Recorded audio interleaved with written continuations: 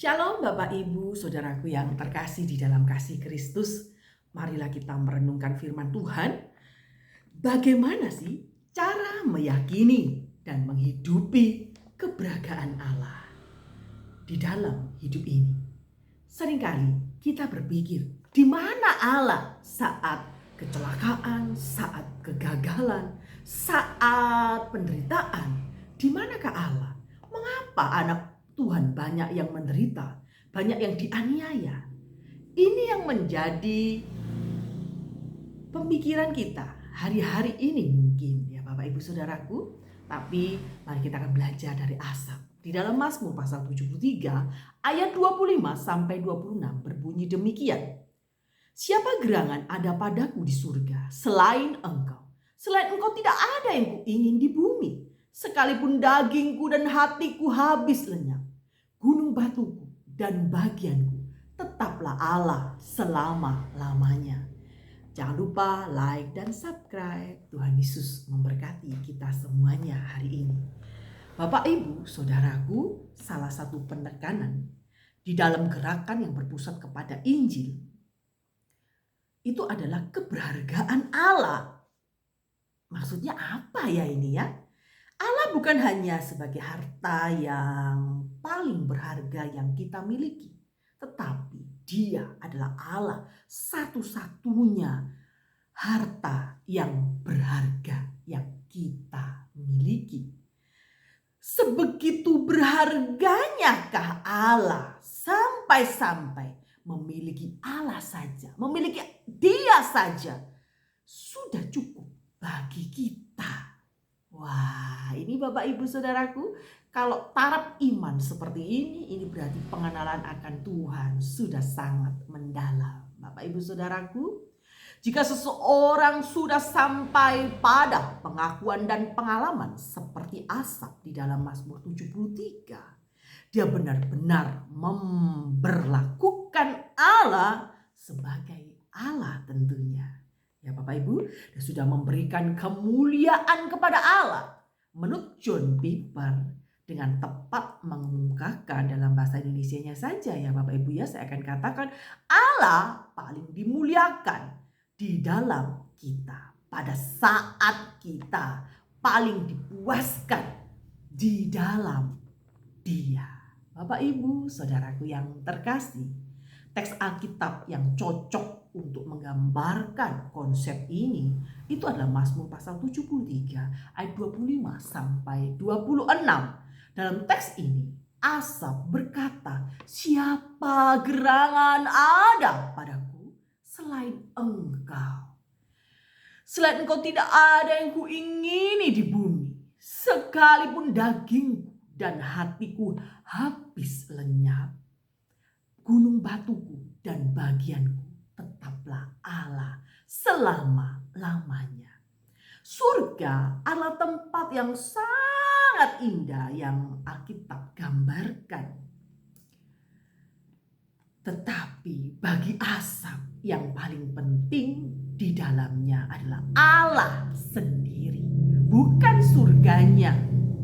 Di bumi juga masih banyak hal yang indah tentunya, menggembirakan. Maka tidak heran banyak di antara kita termasuk saya itu suka mencari spot foto yang indah-indah sampai rela pergi keluar kota. Mungkin ada sampai ke luar negeri melihat pemandangan-pemandangan yang indah, yang menyenangkan. Bapak Ibu Saudaraku, tapi bagi Asaf yang paling penting di dalamnya adalah Allah sendiri.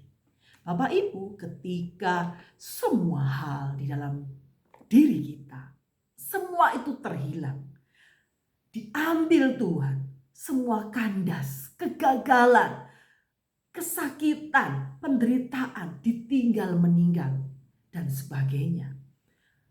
Kita akan berpikir, di mana Allah saat kita mengalami situasi yang tidak mengenakan? Seringkali orang benar hidup susah. Seringkali orang benar hidup menderita. Mengapa orang yang tidak mengenal Tuhan hidupnya lebih kaya, hidupnya lebih nyaman dan diberkati Tuhan? Kadangkala kita berpikir dan iri mungkin ada di benak kita ya Bapak Ibu Saudaraku. Anda berpikir sudah berdoa, sudah berpuasa, sudah melayani pekerjaan Tuhan, sudah membayar perpuluhan. Tetapi hidup ini hanya begini-begini saja. Di manakah Allah? Keberhargaan Allah terletak di mana Bapak Ibu Saudaraku? Di akhir Mazmur 73, Asaf menutupnya dengan kalimat, tetapi aku suka dekat dengan Allah.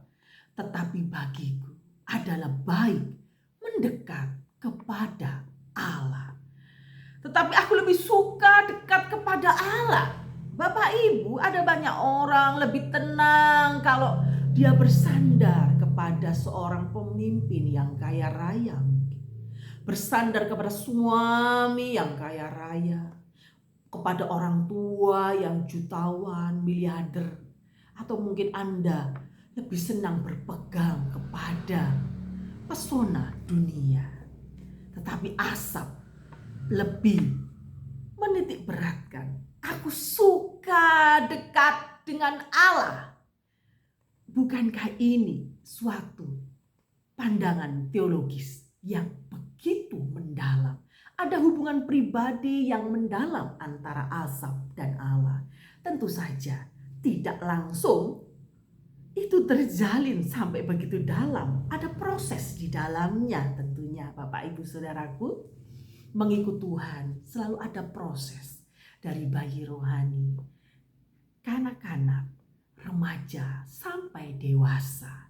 Bapak Ibu Saudaraku, sebagai orang yang percaya Kristus tentunya kita harus belajar seperti Asaf. Menaruh di dalam hati. Yang penting itu aku miliki Tuhan. Yang penting itu dekat dengan Tuhan. Yang lain hanya selingan. Bisakah kita seperti itu? Aku puas dalam hadirat Tuhan. Dan hal-hal yang duniawi itu hanya selingan karena aku masih hidup di dunia ini.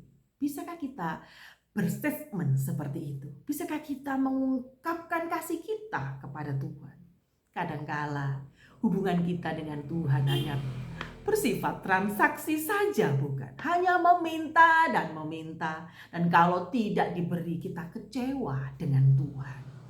Bapak Ibu Saudaraku, Asaf menutup dengan kalimatnya yang sangat indah. Dia ingin dekat dengan Allah. Pengalaman Asaf di atas mungkin berbeda dengan pengalaman banyak orang. Tidak sedikit orang mungkin menganggap Asaf orang aneh ya Bapak Ibu Saudaraku ya. Kok bisa? Hanya Tuhan saja cukup. Terus dekat dengan Tuhan saja cukup. Padahal kehidupan ini butuh makan, butuh minum, butuh kepuasan hal-hal yang roh jasmani tentunya. Ada orang sudah kaya, kepingin kaya, haus harta, kekayaan, jabatan dan sebagainya. Sehingga memiliki Allah saja tidak cukup. Bapak Ibu Saudaraku yang terkasih. Pertanyaan ini memang masuk akal. Asaf sendiri tidak langsung sampai pada titik spiritual tersebut. Perjalanan imannya dilewati. Untuk mencapai ke sana tidaklah mudah Bapak Ibu Saudaraku. Dia sempat bingung di pasal 73 ayat 3 sampai 12. Dia kecewa dengan Allah. Mazmur 73 ayat 13 sampai 15. Dia tidak mampu memahami Allah dan cara kerjanya. 73, Mazmur 73 ayat 21 sampai 22. Ini lumrah karena manusia. Bapak Ibu Saudaraku, berikut ini adalah beberapa tips yang praktis yang Asaf ajarkan di dalam Mazmur pasal 73 untuk mendisiplin diri agar semakin memahami keberhargaan Allah di dalam hidup kita tentunya Bapak Ibu Saudaraku. Kita tahu bahwa hidup ini ya penuh dengan berliku-liku kehidupan. Keberhargaan Allah penting sekali di dalam menyikapi hidup. Jangan sampai Anda hidup tanpa Allah. Jangan sampai Anda terhilang di dalam kesibukan rohani Anda. Bapak Ibu Saudaraku, tip praktis itu adalah apa yang harus kita lakukan ya. tidak boleh dipahami secara mengabaikan terhadap anugerah Allah tentunya. Apa yang Allah lakukan dalam semua upaya kita. Anugerah Allah harus ada dari depan perjalanan iman kita sampai akhir perjalanan iman kita tentunya. Pertama, menguji ulang teologi. Mengapa saya katakan seperti itu? Bapak Ibu, saudaraku yang terkasih, setiap orang pasti memiliki teologi. Sebenarnya teologi itu apa sih Bapak Ibu? Apakah harus sekolah seminari? Setiap orang memahami Allah dengan cara tertentu. Itulah yang dinamakan teologi. Kesulitan awal yang dihadapi oleh Asaf itu lebih disebabkan oleh konsep teologis yang keliru. Terlalu sempit Asaf mengenal Allah saat itu. Kesulitan awal yang dihadapi Asaf itu lebih disebabkan oleh konsepnya yang saat itu sangat sempit kalau saya katakan. Kalau ada orang taat kepada Tuhan, maka yang ada berkat Tuhan. Kalau ada orang yang tidak taat, maka yang ada adalah kutuk. Ini konsep teologis yang sempit. Memang ada di dalam perjanjian lama ya Bapak Ibu ya, di Ulangan. Dia menganut apa yang disebut teologi retribusi. Ya, saya akan ulang ya. Retribusi. Itu teologi retribusi yang sempit. Taat berkat, tidak taat itu kutuk, walaupun ada pada dirinya sendiri. Konsep ini memang diajarkan di dalam Alkitab ya Bapak Ibu ya saudaraku, tapi tidak boleh dipahami secara sempit tentunya ya kan. Walaupun pada dirinya konsep ini memang diajarkan di Alkitab ya Bapak, ada memang ya Bapak Ibu ya, kalau Anda taat, bangsa Israel taat, maka ada berkat Tuhan. Tetapi kalau bangsa Israel mulai tidak percaya kepada Tuhan, yang ada kutuk, peperangan selalu kalah dan sebagainya. Bapak Ibu saudaraku, berkat yang dipahami hanya secara jasmani saja, yaitu dengan cara mentaati Allah maka kita mendapatkan berkat jasmani saja. Ini teologi teologi retribusi. Berarti Bapak Ibu saudaraku yang terkasih, jika seseorang mentaati Allah hanya untuk mendapatkan berkat-berkatnya saja, ya paling berkat-berkat yang jasmani belaka, pengen kaya raya, pengen beli mobil, pengen beli sepeda motor, beli rumah dan sebagainya, orang itu pasti akan kecewa dalam mengikuti Tuhan. Orang berpikir ikut Tuhan itu pasti kaya. Orang berpikir orang yang cinta Tuhan itu pasti akan diberkati hidupnya. Orang yang dilindungi Tuhan, orang yang dijaga Tuhan. Tetapi Anda jangan keliru. Ada kalanya saat anak-anak Tuhan itu diuji oleh Allah. Dia ingin mengenal hati kita. Saat di dalam keterpurukan, saat di dalam ketidakadaan segala sesuatu, adakah kita masih menganggap Allah itu berharga? Seringkali kita kecewa dengan Tuhan, kita sudah berdoa bertahun-tahun, tetapi Tuhan belum menjawab doa kita. Sehingga kita berpikir Tuhan lebih sayang daripada orang lain daripada kita. Atau mungkin Tuhan di Alkitab itu hanya zaman dahulu, tidak relevan dengan zaman yang sekarang ini tentunya. Bapak Ibu, orang-orang fasik kadang-kala lebih sehat, lebih makmur, sukses daripada anak-anak Allah Bapak Ibu saudaraku. Sebaliknya, anak-anak Tuhan kadang-kala justru menghidupi hidup ini ya seakan-akan penuh dengan penderitaan Bapak Ibu saudaraku. Dalam kasus Asaf kita melihat pergeseran teologinya. Dari awal Asaf memahami kebaikan Tuhan itu dalam kaitannya dengan berkat-berkat jasmani saja. Saya minum dulu ya Bapak Ibu saudaraku ya.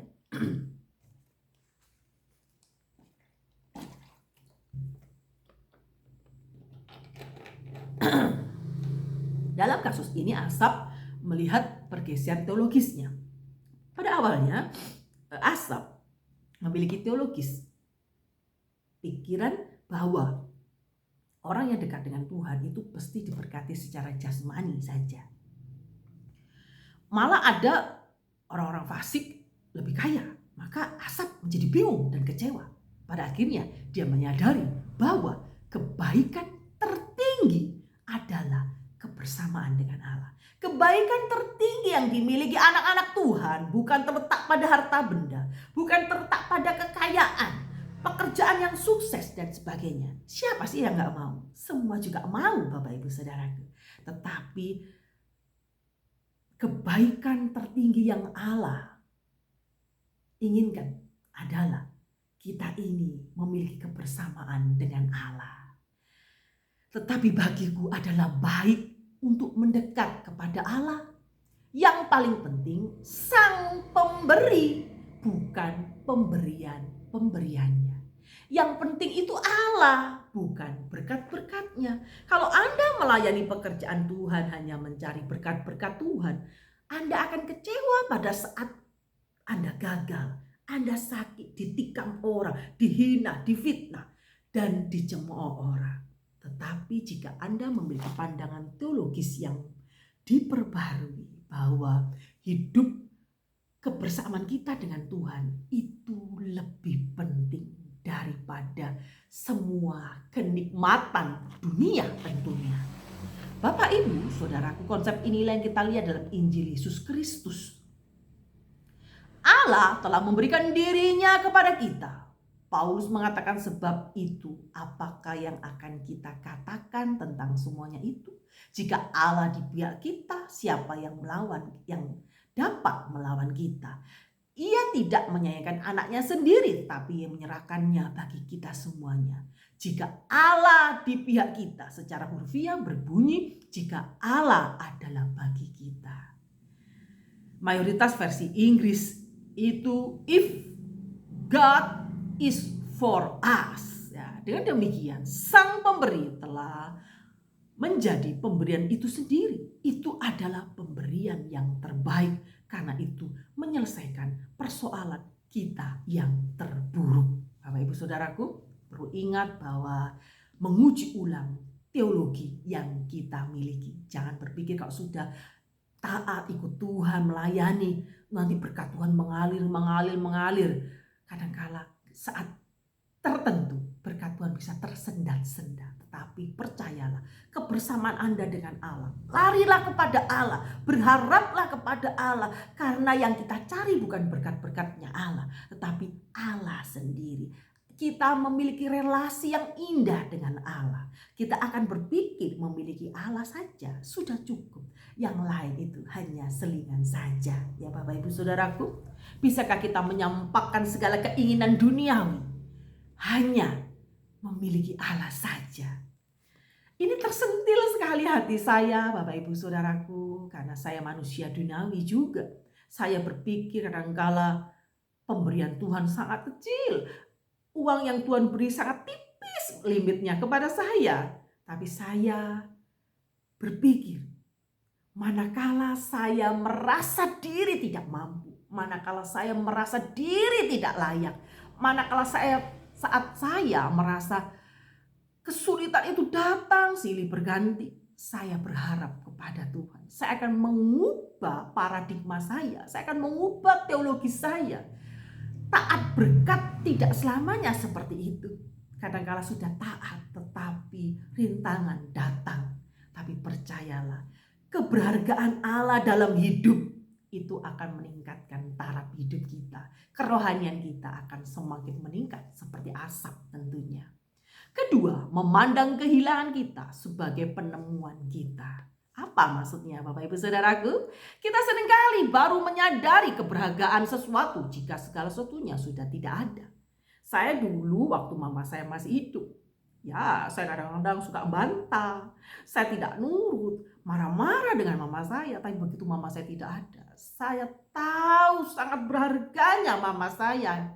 Saya tahu saya tidak bisa masak, tidak bisa melakukan banyak hal tanpa mama saya. Bapak Ibu Saudaraku, manusia seringkali kalau sudah diambil segala sesuatu yang mereka ingini, dia baru sadar. Bapak Ibu Saudaraku, cara seperti ini sama seperti seorang ayah atau ibu sedang merampas handphone si anak, karena dari pagi hingga malam si anak hanya memegang handphone tanpa menghiraukan istirahat, makan dilalukan, bahkan bergadang sampai jauh malam hanya untuk bermain game. Akhirnya mama papanya menyita HP-nya. Bapak ibu saudaraku sebagai anak mungkin jengkel ya. Mana ini bikin bete aja gitu ya. Tapi percayalah, itu untuk kebaikan kita. Ada kalanya untuk bermain, ada kalanya untuk belajar, ada kalanya untuk bersantai, ada kalanya untuk refreshing, santai, mengistirahatkan mata. Begitu ya Bapak Ibu Saudaraku ya. Asap mengalami proses seperti ini. Apa yang dia dulu anggap paling berharga, berkat-berkat Allah itu tiba-tiba diambil dari hidupnya supaya dia menyadari bahwa Allah adalah harta yang paling berharga yang dimiliki Asap tentunya. Ini proses yang menyakitkan, tetapi hal ini Bapak Ibu Saudaraku, kalau Anda jeli merenungkan di hadapan Tuhan, kira-kira mengapa saya gagal, mengapa saya harus mengalami ini dan itu, percayalah bahwa seseorang tidak bisa benar-benar menjadikan Allah sebagai harta berharga satu-satunya di dalam hidup saat Anda hanya ngefans dengan berkat Tuhan saja. Tapi Anda harus mencari yang punya berkat. Anda harus mencari sang pemberi berkat, bukan berkat-berkatnya saja guys. Kan begitu Bapak Ibu Saudaraku. Ingatlah, kehilangan sekaligus itu sebagai cara ilahi tentunya untuk membersihkan segala berhala-berhala di dalam hati kita. Mungkin ada berhala pengakuan, ada berhala penerimaan. Kalau berbicara tentang berhala, macam-macam berhala, itu ada seri video saya ya, silakan diikuti, dicari dalam akun saya ya. Dia rela mencari harta sebanyak-banyaknya supaya memberi makan berhala pengakuan. Dia bahkan rela membagikan hartanya kepada banyak orang miskin supaya memberi makan berhalanya. Apa Bapak Ibu? Disanjung orang, dipuji orang. Ya, ini Bapak Ibu, segala sesuatu mesti ada koreksi dari Allah. Jadi percayalah, Allah punya waktu untuk mendewasakan kita. Ketika semua berhala perlahan-lahan boleh disingkirkan di dalam hati kita melalui banyak penderitaan, kesulitan hidup, kita semakin bisa melihat keindahan dan keberagaman Allah di dalam Kristus. Kita menyadari bahwa hidup ini bukan cuma tentang menikmati pemberian Allah, tetapi menikmati Allah sendiri. Kalau kita perlu mensyukuri kehilangan itu, kita akan sadar kita harus belajar bersyukur. Kalau kita kehilangan segala sesuatu memang tidak mengenakan Bapak Ibu Saudaraku, tapi kita ambil positifnya saja tentunya. Dalam kehilangan kita menemukan Dia. Di dalam kekosongan hati, di dalam keterpurukan, di dalam ekonomi yang sulit, kita menemukan Allah. Kadangkala kita menemukan Allah bukan saat hati gembira. Kita menemukan Allah, mengenal Allah lebih dekat pada saat kita mengalami didikan Tuhan. Bapak Ibu Saudaraku yang terkasih, hidup ini memang berliku-liku. Kita tidak bisa memahami Allah 100% karena kita ini hanya ciptaan. Percayalah, Allah punya rencana.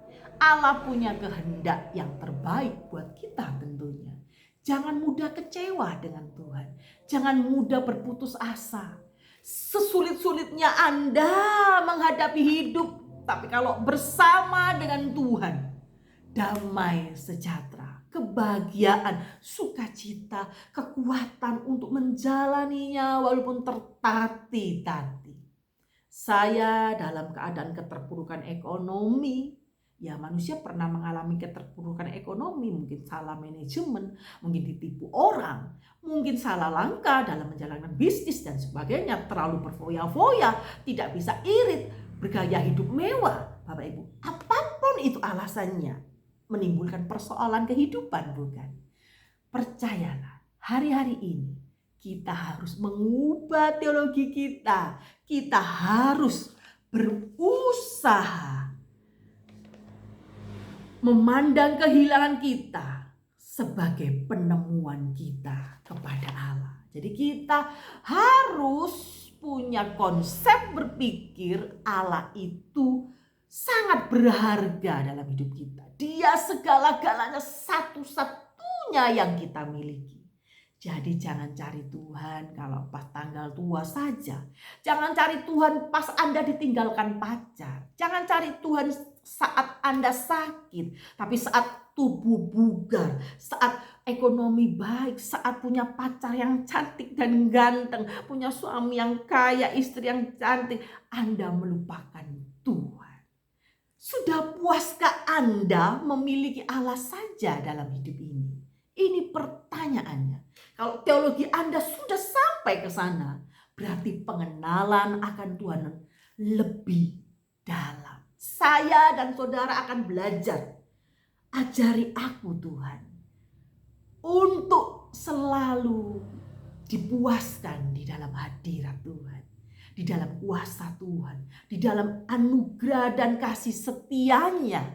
Kita patut bersyukur sampai hari ini kita dalam perlindungan Tuhan.